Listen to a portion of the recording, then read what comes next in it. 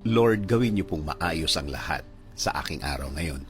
Panginoon, salamat sa mga ibinibigay mo sa amin araw-araw.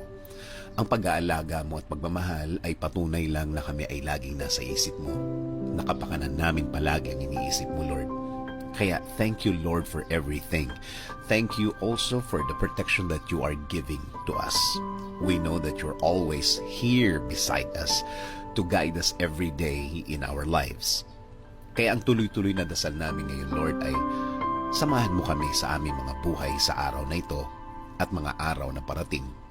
Dahil alam namin, Lord, na kapag kasama ka namin, ang lahat na magulo sa aming buhay ay maaayos.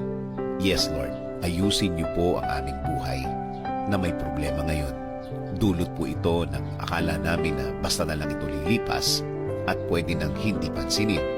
Akala namin na ang problemang ito ay pwedeng iasa sa panahon na lilipas na lang ang oras na parang wala na lang. Pero Lord, alam po namin na natulungan niyo na po kami dati sa aming mga problema. Alam namin na kapag kayo ang aming inaasahan, hindi po kami mabibigo.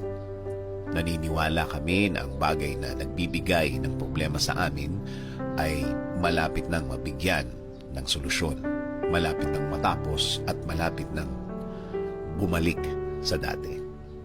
Bumalik sa dati na ang lahat ay magiging okay at lahat ay magiging mabuti dahil kami ay magtutuloy-tuloy na maniniwala sa inyo.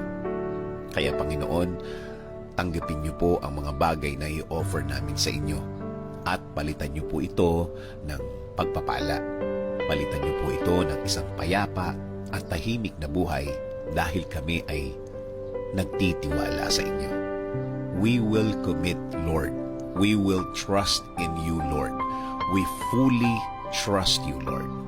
And Lord, kayo na po ang bahala sa pamilya namin. Kayo na po ang bahala sa blessings nila. Alagaan niyo po sila at dasal din po namin na lagi niyo po silang samahan para kasama po nila ang inyong pagpapala. Salamat sa pagpapala. Salamat sa pagbibigay.